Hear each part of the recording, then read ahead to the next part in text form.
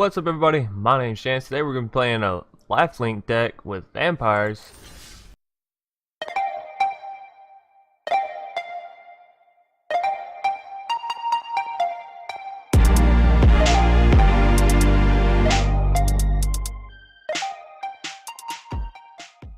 So yeah, I called it Immortal Vampires just as a little joke. Ajani's welcome. It's in the deck, obviously, to give us life every time we spawn something. Bishop's Soldier is just a standard pawn vampire. Also has lifelink, which plays huge into our deck. Dawn of Hope, actually really good. Whenever you gain life, you may pay 2 if you do draw a card. Sorry. Actually a really good card for any lifelink based deck.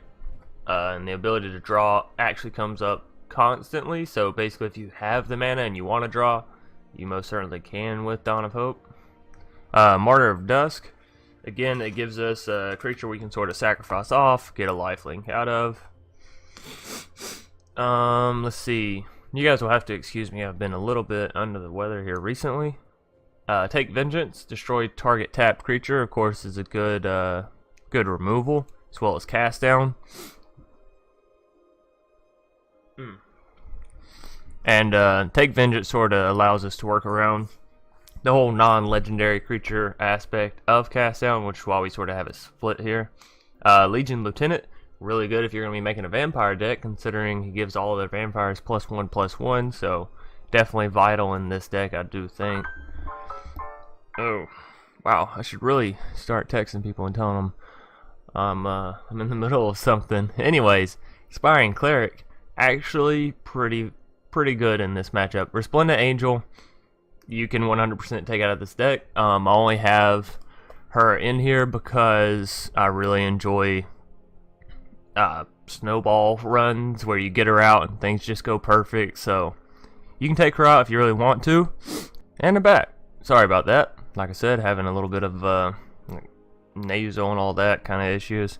Anyways, yeah, you can take out Resplendent Angel if you really want to. She's not like a key piece in this deck. Nothing really works well around her. Literally, she's only in here because I enjoy that sort of snowball element when you can get her. And it's actually pretty decent with Inspiring Cleric. Literally, you can play one Inspiring Cleric and have some other source of lifelink already down. Or even if you play Inspiring Cleric with Ajani's welcome, that automatically activates Resplendent Angel. So yeah, it's really just in there for the shits and giggles. Skymarch Bloodletter, actually pretty good as it is flying. And even though it doesn't have lifelink ability, it still does trigger most effects in this deck, as you do still gain life. So, excuse me, when you do toss it out into the battlefield, Dawn of Hope does still activate, and Epicure of Blood does still activate, so Skymarch Bloodletter, actually alright. Ajani, again, is kind of like Resplendent Angel. It has no place in this deck. If you want to take it out and put something like another Call to the Feast, or another Hieromancer's Cage, or another Legion Lieutenant even. All those definitely probably would make this deck better, but I enjoy Ajani. And if you can get to the 7 health and sort of get the emblem out, create 3/1/1 white cat creatures with lifelink, obviously that does work well with this deck, but it's a bit ridiculous. Of course, I still try for it because you guys know I prefer fun games over just whatever. So nonetheless, that's why I have Ajani in here. Hieromancer's Cage is for obvious reasons. Exiling is very strong compared to just discarding something or destroying something, because you can't bring it back once it's exiled, unless you're using like specific cards. And I think for most the case with those specific cards, you have to exile it with that card. So nonetheless, Hieromancer's Cage is actually pretty good removal. Call to the Feast, pretty basic in a vampire deck, honestly. And I'm back. Sorry about that once again. My sinuses are just like having all kinds of problems, and I don't want to I want to be like blowing my nose and whatnot on camera on recording. So Epicure of Blood.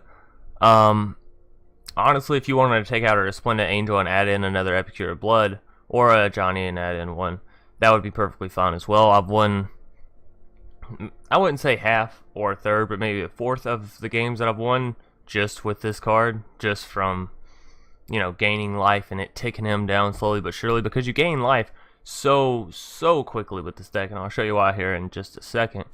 Vampire Sovereign, she's alright.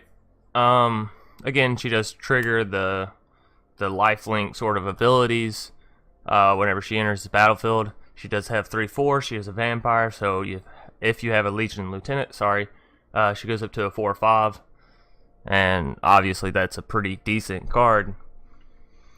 But past that, she's really only in here for her little bit of a beefy sort of flying creature, because say your opponent's playing dragons or something, dragons can be typically a motherfucker to deal with, so have her in here as a little bit of sustainability and blockability, really.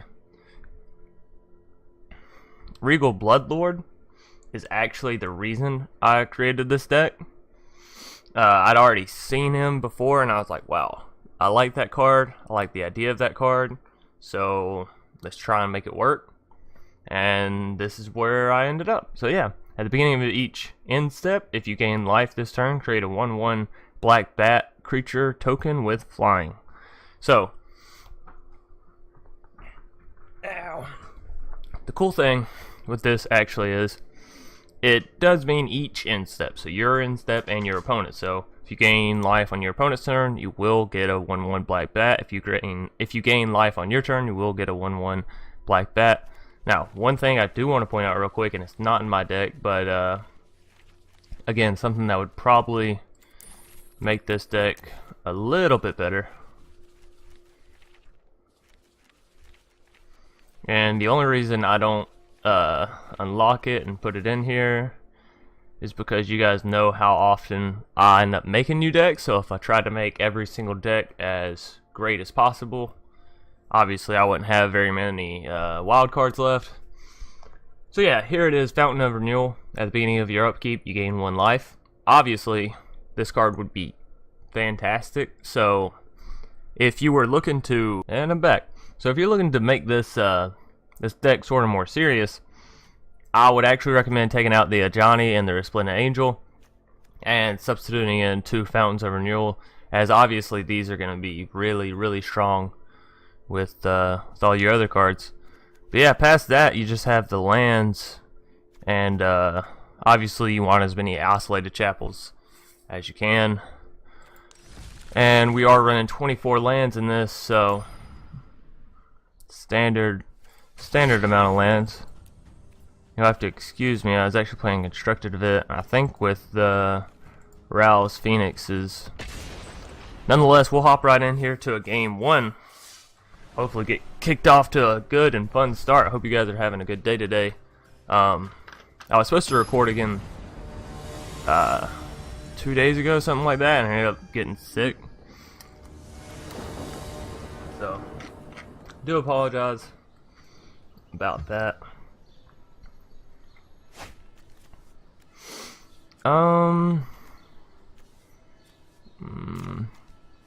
It's not the best hand we could have got, but it's not the worst one either, so we'll probably keep it. Reorder our hand around a little bit.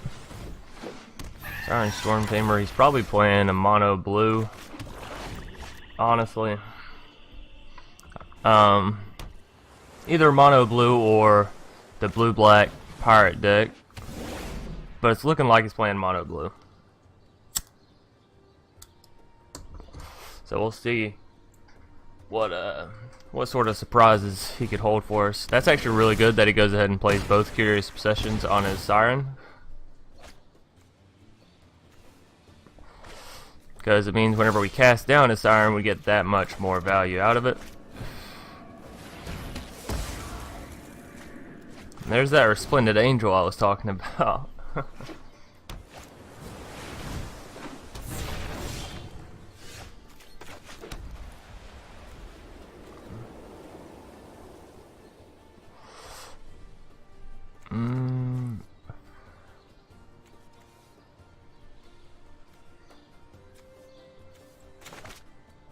Okay, so I'm thinking we Resplendent Angel, then Call to the Feast, then Inspiring Cleric, because that'll allow us to get the 5 life gained in 1 turn for a 4/4 flyer with Vigilance. I think that's how we do this.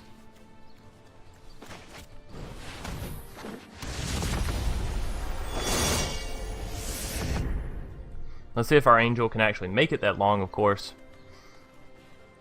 Would be surprised if she does.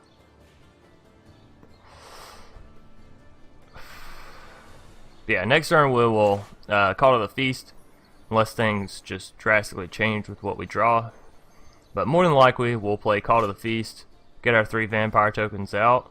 Probably not really attack with him unless he attacks this turn with his Tempest Djinn. We won't be attacking next turn. And then we get out our Inspiring Cleric, because whenever we lay her down, we'll get the 4 life, and then we'll have 3 tokens to sort of... yeah, no blockers. We have 3 tokens to sort of attack with. And obviously I need to put my phone on silent, but let me do that real quick. Oops, if I could type my phone password in correctly, that'd probably be better.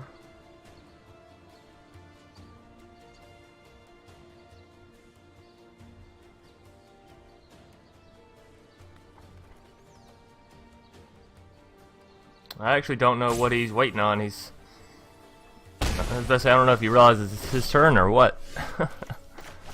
Alright, so we'll play Call to the Feast.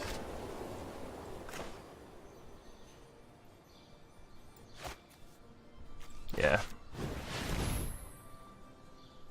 I probably should play Cast Down this turn just as a forewarning and kill off his Tempest Djinn.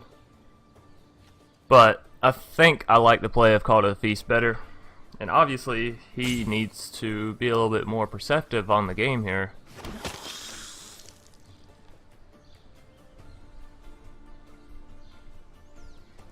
And, let's see. I don't think blue has any, like, specifically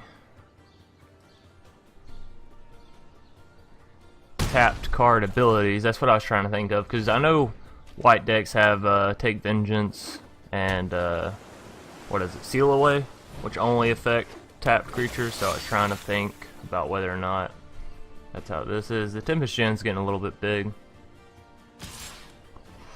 but I'm not too worried about it.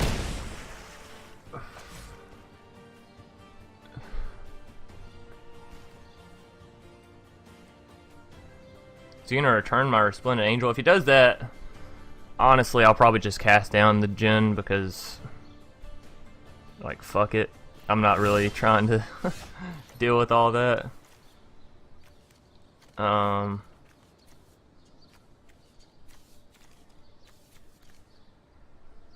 so what I think we do here is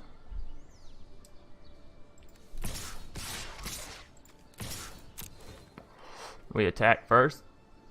If he wants to use his Mistcloaked Herald to block one of our tokens, that's perfectly fine, honestly.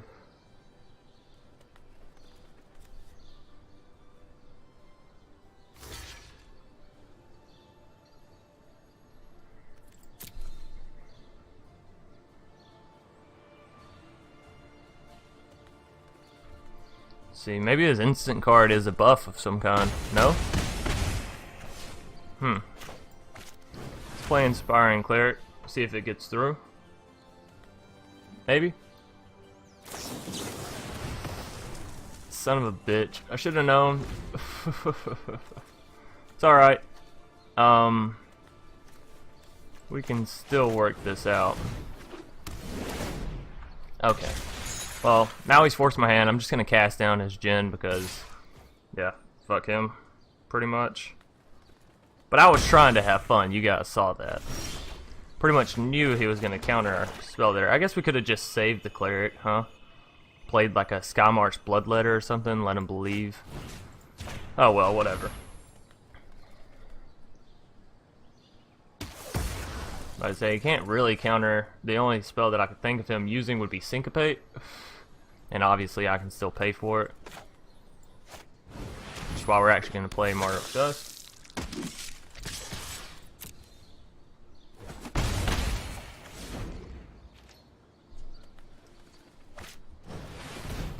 Haven Wind Mage, not bad. Okay, he's just gonna concede. Fine by us. We actually would have dealt with that pretty well anyways. We could have Hieromancer's Cage or just got our flying vampire out. So game 1 goes to us pretty easily. Obviously, if you want to ensure your victory, you don't make plays like playing their Splendid Angel and trying to rush out a 4/4 with her, as that will get your creatures countered. So nonetheless, we'll move on to a game 2. And maybe it'll be as swift as the first.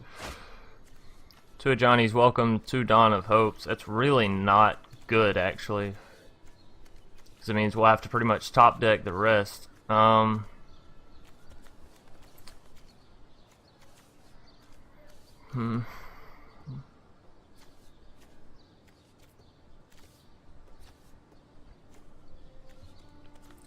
We'll keep it. I really don't like mulliganing whenever I already have a card that's half decent at least. And Johnny's welcome, having 2 of them is certainly decent. Of course, he sort of steals our turn 1 play there. We'll go ahead and play another Forsaken Sanctuary, honestly. Next turn we'll get out a Dawn of Hope and another Johnny's Welcome. Even if we do draw a creature card, I still think that's the play. Let's see what he summons. Bishop Soldier right off the bat. Clearly we're playing something similar to these lines. What we're playing. Yeah, we can go ahead and play Dawn of Hope and then Johnny's. Doesn't really matter the order here. Vampire Sovereign's kind of a costly spell, so honestly if we could get a little bit of a smaller creature, that'd be great. Worst comes to worst though, if we can get 4 mana, we can create a 1/1 white soldier creature with lifelink, and obviously the soldier will give us lifelink plus the 2 from Ajani's Welcome, so it'll basically be like filling us up 3. That's a little scary, but also means once we take out his Bishop Soldier, he's going to be losing more than just the 2 mana. Now we can Hieromancer's Cage and get it off the field, and I think we might just do that so he doesn't sort of run away with this game, all because of the Bishop Soldier. So we'll go ahead and Hieromancer's Cage, and next turn we can, of course, Dawn of Hope, spawn up a Soldier, gain back 3 life, and we should be sitting sort of alright. Silverbeak Griffin is a little bit annoying, as we just used our Hieromancer's Cage on the Bishop Soldier. But we can play our Vampire Sovereign, and I think we will. And obviously he's getting a little bit mana screwed right now, so. But you can see how many chances you have to draw cards with Dawn of Hope, which means if you have the mana available, card draw really becomes easy once you have it on the field. And especially if you do manage to draw 2 like I have, you can actually draw really easily.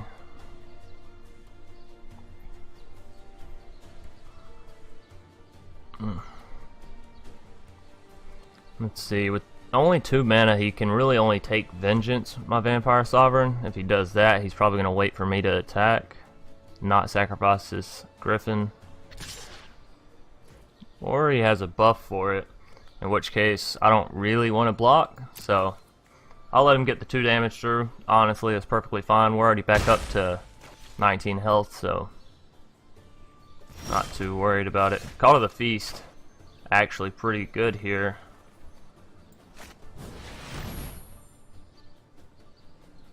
And we'll get 6 health off of the Ajani's.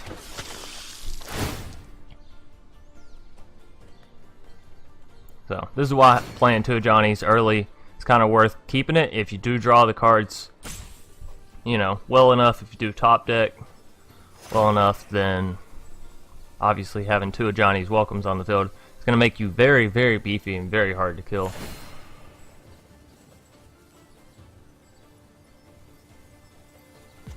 And why it always takes people so long to just hit resolve, I'll never know, considering it's the same action again and again. But yeah, buddy here is about to lose a timeout just from being slow to click. So there we are, all the way back up 25 health. And we will take him down to 20.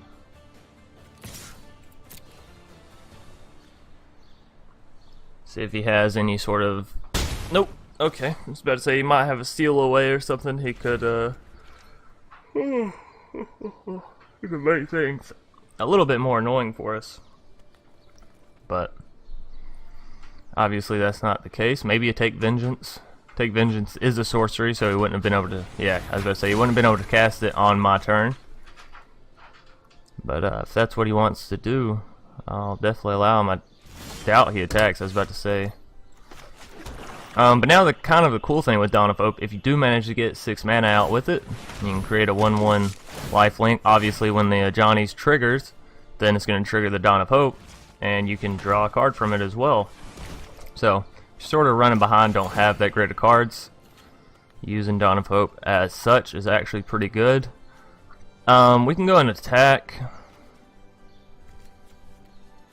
Honestly, I think I'm going to wait though.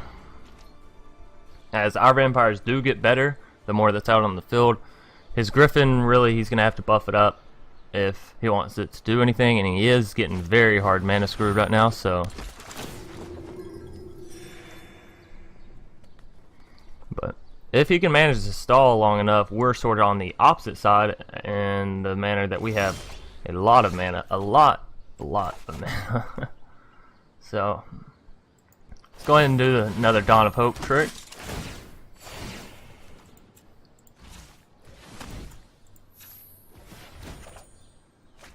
And we got an Inspiring Cleric. Honestly, not too bad. Something a little bit stronger would have been preferable, but obviously we can sort of keep up our health and our line of defense by just doing what we're doing here. So, not too worried.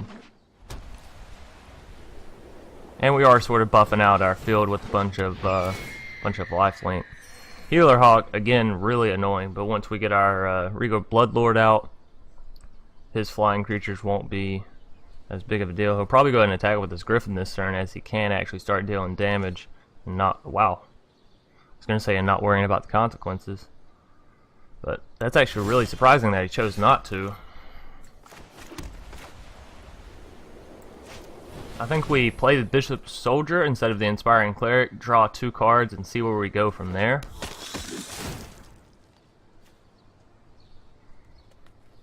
So, if he'll hurry up and resolve, we will we'll pay the 2 mana here.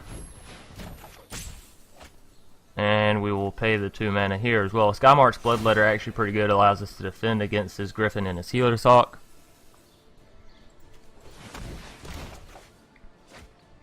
And another Inspiring Cleric. We could have saved one of those manas there, but I really wanted to go ahead and draw. I don't see him attacking this turn if he's been this cautious already. And of course, if he doesn't start attacking, our health is just going to ramp up out of control. So, decisions. Oh. You have to excuse, he's got another Healer's Hawk. It's actually funny. Healer's Hawk's really good card if you play it turn 1. You tend to get a couple easy hits in. But this late into the game, wow, another swamp, huh? We're gonna save our Inspiring Clerics just in case we do manage to get a Resplendent Angel. And we'll play our Skymarch Bloodletter.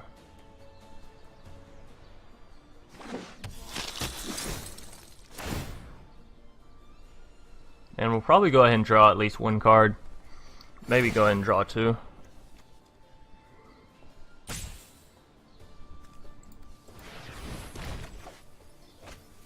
Martyr of Dusk. Yeah, I think we go ahead and draw 2 and then play Martyr of Dusk as well.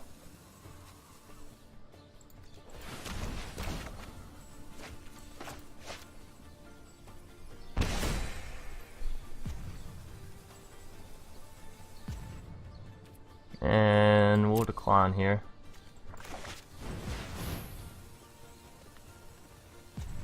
We might end up just timing this guy out if he doesn't get a little bit quicker with his resolves. This deck does make the opponent sort of keep on their toes.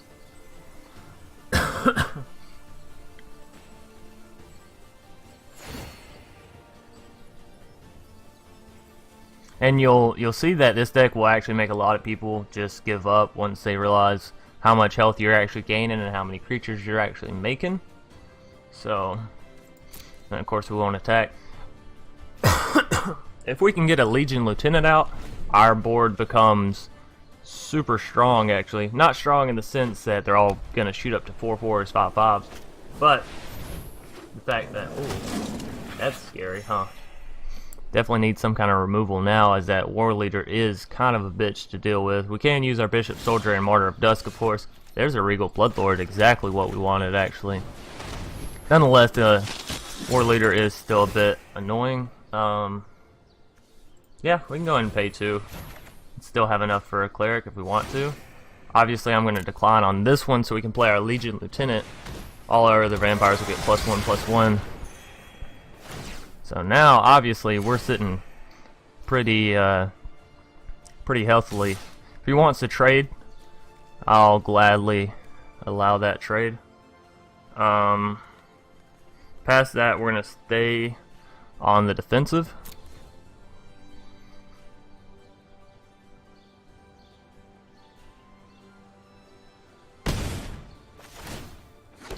And now you can kind of see where our lifelink sort of loops back into itself. As long as we gain life, he'll summon a bat. Whenever he summons a bat, we gain more life. So it's pretty easy to read circle.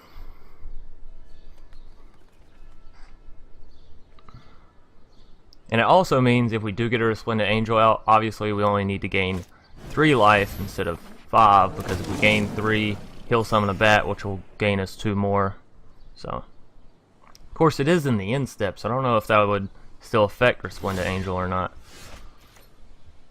Either way, should be fine. Let's go ahead and play Bishop Soldier, and of course we'll do some more card draw from him. Another Inspiring Cleric. Let's draw one more, see what we can get. Cast down. Cast down's not bad. Yeah, let's go ahead and cast down one of the War Leaders.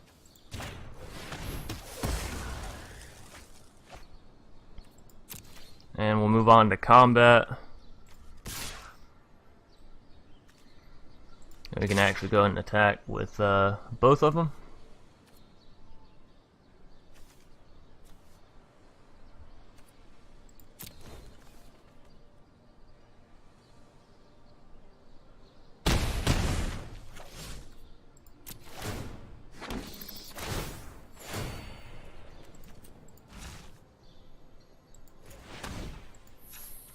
And we'll draw another card thanks to our bat. There's the angel. Okay, so now just from playing her, we only need to gain 1 extra life, which should be pretty easy. I'll just attack with the token, or I can, hell, even summon an Inspiring Cleric and get my angel out.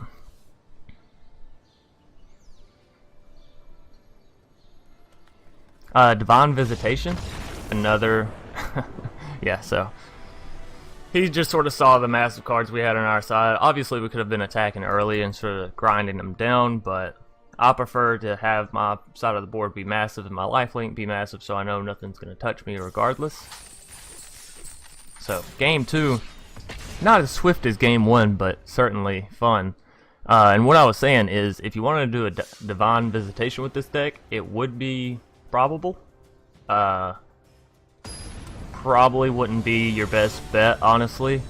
I know Divine Visitation is sort of like a troll card, right? But I don't think it works better with this deck than Resplendent Angel, simply because you're already focused on the lifelink and all that, and getting an early Regal Bloodlord and Epicure of Blood can be good, but it's not nearly as good as the whole Ajani's, early Ajani's welcome. So, obviously I'm not as happy about this starting hand, as we do still have to wait till turn 3 to really play anything. He's already getting Atlanta War Elves out, which is scary for obvious reasons. Being that he can ramp. He might be playing the green, yeah, okay. So he's probably playing the standard red-green dinosaur deck. I think, honestly, we Skymarch here. Adds in a little bit of a threat as he can't actually touch our Skymarch. Draconic Disciple is kind of a scary card if he manages to get the mana up. And there's a charging Monstrosaurus. We won't block it. We might have to Hieromancer's Cage it, and honestly I wouldn't like to. Goes up to a 4/3.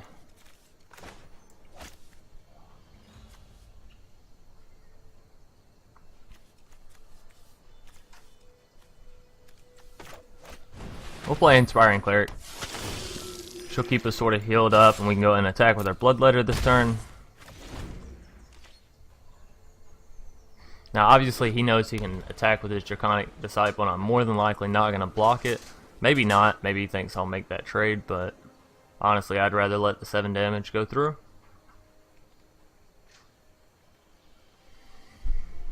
Maybe he drew a shot card, and it's honestly surprising that they drew a Plains. He's obviously not playing the standard deck they give you. Probably still is playing very heavy dinosaurs, though. There are a lot of white dinosaurs as well, and white crane dinosaurs, so.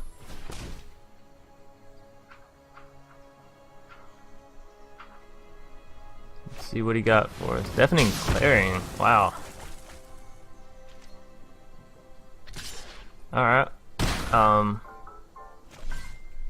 It's a bit early, but you know, I'm happy to have seen it now instead of later when our board's filled with a bunch of lower cost monsters, so fine by me.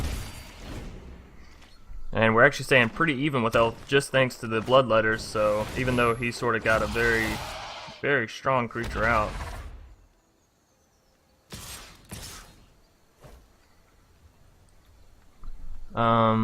Yeah, I can't really do anything here either.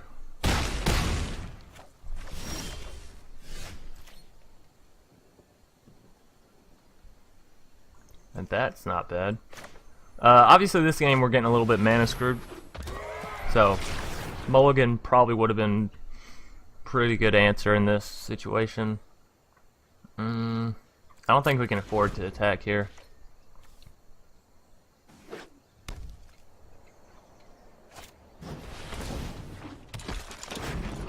That's what, 6, 7? He actually has enough to sacrifice a Draconic Disciple now. That's unfortunate. I think we have to trade the Bloodletter here. Oh, shit! Okay, well, let's be real. We probably weren't going to win that anyways, but my dumbass didn't actually add up the math. Even so, had he killed it, and we had drawn another land next turn, the best thing we could have done was Hieromancer's Cage. So, realistically, we were going to lose that anyways. Nonetheless, you guys can see sort of where the fun with this deck really comes in with the lifelink and being able to get up to 40, 50 health like super easily actually, and you'll probably see a lot of games where that happens. If you really just want to top this deck off and make it wonderful, like I said, take out the Resplendent Angels, take out the Ajanis, add in that artifact fountain. You'll find it for you guys one more time just so you know for sure, and you can check it at the beginning of the video or at the end if you want to find it somewhere. Oh, and another good thing is it only costs what, 1 mana, I think. Where is it? Yeah, Fountain of Renewal, 1 mana, and you gain 1 life at the beginning of each upkeep. So if you want to splash your deck with a couple of those, definitely would recommend that if you're taking this deck and, you know, playing a little bit more seriously. Of course, you guys know I like to have fun, so yeah. Nonetheless, if you have any comments, questions, concerns, leave them down in the comment section. Obviously, smash like if you enjoyed the video, and of course subscribe if you want to see more, and I will see you all tomorrow.